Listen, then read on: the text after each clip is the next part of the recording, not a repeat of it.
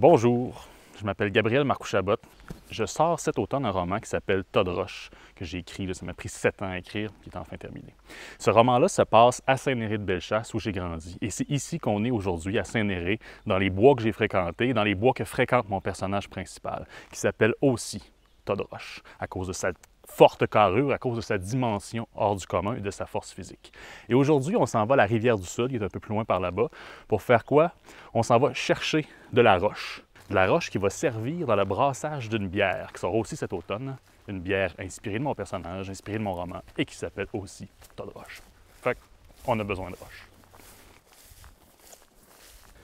Personne ne saurait nier que le ciel est à Saint-Néré plus clair et l'air plus sain qu'ailleurs, grâce aux forêts qui couvrent encore une grande partie du territoire. Aussi, la vie dure-t-elle longtemps, les vieillards de 100 ans n'y sont pas rares. Les femmes s'y embellissent et les hommes y deviennent plus larges et plus forts. Ils ont les poings carrés et gros, les nerfs forts, les os puissants. De par toute la terre, on ne trouve pas hommes plus vaillants et plus fiers. Je ne sais pas si je peux résumer le roman en 3 phrases, mais c'est l'histoire d'un personnage plus grand que nature, une espèce de géant horizontal, un homme fort qui est adopté par une famille de Saint-Néré, qui grandit, se développe. On le suit à travers son enfance, son adolescence, le début de sa vie adulte. C'est une espèce de drame humain dans lequel ce qui est important, c'est le personnage, c'est sa famille, c'est ses amis, c'est sa relation amoureuse, c'est sa relation avec son entourage. Une classique histoire d'amitié, d'amour, de trahison, avec de la violence, de la sexualité explicite, du drame humain, tout ce qu'on peut espérer d'un roman, dans cette menue plaquette de 500 pages.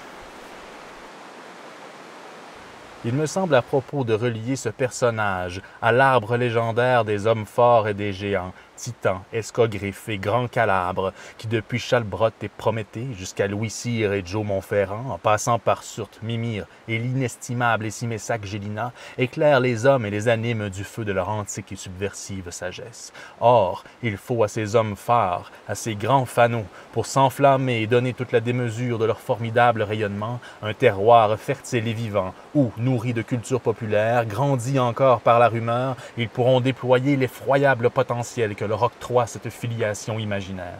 Pour notre héros de Fondran, géant de rurale appartenance, Saint-Néré fut et est encore ce lieu d'épanouissement hyperbolique. Ça fait un bon bout de temps que je caresse ce rêve-là d'avoir une bière qui s'appelle Tas de roches, parce que dans mon roman, les gens ont l'alcool joyeux, boivent des quantités astronomiques. Fait qu'il y a quelque chose d'alcoolique dans le roman. Puis je trouvais ça le fun qu'en retour, il y ait quelque chose de littéraire dans une bière. Donc on a un roman à forte teneur en alcool. On va essayer d'avoir une bière à forte teneur en lettres et en littérature. Buveurs très illustres, et vous, mes bons Jack, mes voluptueux sybarites, cancéreux en devenir et viveurs de tout acabit, car à vous seuls sont dédiés mes écrits. Me voici, je suis de retour. Le voyage ne fut pas de tout repos, je puis vous l'assurer. J'en ai encore la barbe empoussiérée et la langue tout engourdie. Attendez que je me rafraîchisse un peu le gosier. C'est comme ça que commence Tas de roches. C'est comme ça que commence mon roman avec ses phrases exactes. Et on voit tout de suite qu'il y a une présence, un désir d'alcool dans mon roman. Et donc, ce désir d'alcool-là, quand c'est offert à moi la possibilité de participer au brassage d'une bière inspirée de mon roman qui s'appellerait Tas de roches, ben, c'est comme si ce désir-là s'accomplissait d'une certaine manière. Et c'est à cette expérience que nous allons assister.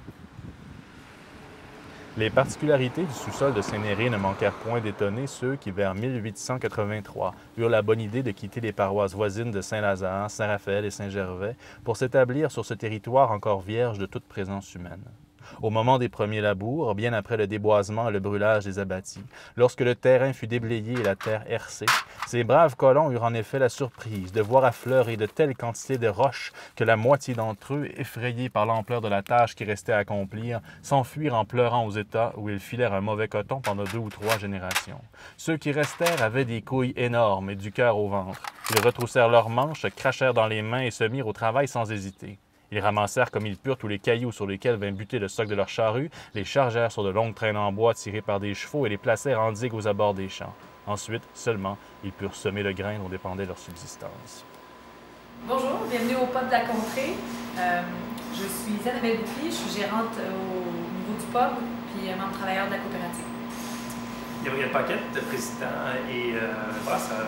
Notre mission à nous, c'est de brasser et commercialiser des bières aux couleurs de Bellechasse en favorisant l'achat local, les activités culturelles, en se redorant la fierté de Bellechasse. Et puis on brasse des bières qui ont des noms de villages. Ce qui caractérise un peu tous les bières, c'est le côté buvabilité. C'est des bières de soif, c'est des bières désaltérantes. Même si ce sont des bières de spécialité, ils ont été développés pour satisfaire le goût de tous les gens qui peuvent passer ici. J'ai jamais assisté à un brassage, puis là, en plus, je vais participer à un brassage pour la première fois. Je dois dire que je me sens assez privilégié d'être là, en fait.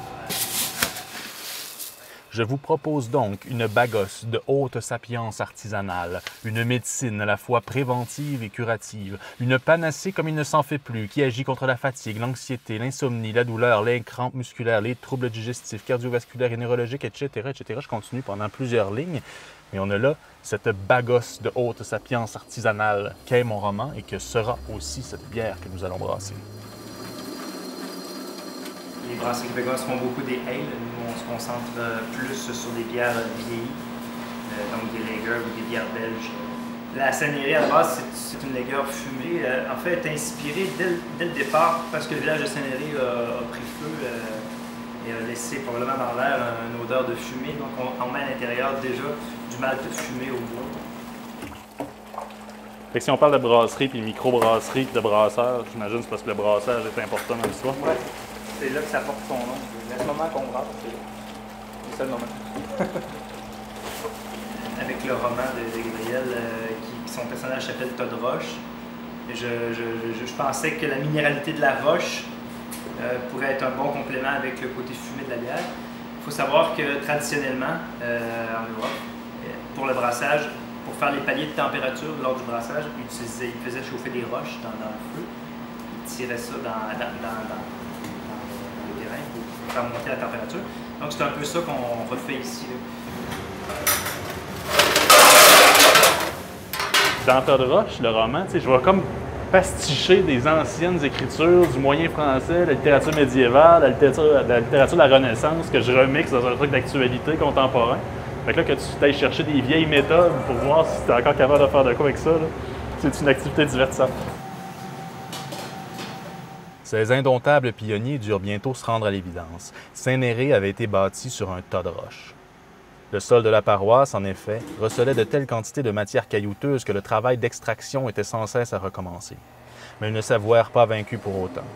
Prenant leur courage à deux mains, traînant leurs gosses comme ils pouvaient, qui dans une brouette, qui dans un bogey, ils résolurent de procéder chaque année à la récolte de la garnotte au même titre que de l'avoine et du sarrasin, dont ils façonnaient leur pain quotidien. Ils firent entrer si bien qu'en 1928, un quart de siècle après que le dignal Féchabot eut arraché au sol de Saint-Néry son premier hectare de terre labourable, le non moins digne Cléophas Chabot, fils du surnommé, récolta sur la terre même qu'il avait héritée de son père 68 minots de gravier, 94 minots de gravel, 422 minots de gravat, 35 minots de cailloux, 56 minots de caillasse, 29 minots de rocaille, 16 minots de pierre, 318 minots de pierraille, 87 minots d'avoine, 24 minots d'orge, 319 minots de patates, ainsi qu'une citrouille géante qu'il vendit à la criée au profit des bonnes œuvres. Un document conservé aux archives de la municipalité portant la signature du sieur Cléophas, une croix grecque légèrement inclinée vers la droite et au trait quelque peu tremblé, atteste de l'exactitude de ces chiffres et fournit davantage d'informations concernant la dite citrouille. On a eu le premier verre de Todd Roche. Elle n'est pas encore prête. Il va falloir qu'elle fermente pendant 8 semaines environ, mais on peut quand même y goûter. Ça goûte Saint-Néry, ça goûte Todd Roche, ça goûte la littérature, ça goûte plein d'affaires. Si vous voulez savoir vraiment ce que ça goûte, bien, venez à mon lancement.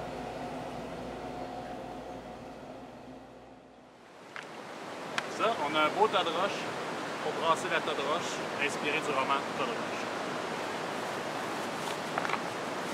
Ça nous aurait pris Todd Roche pour les transporter, par exemple.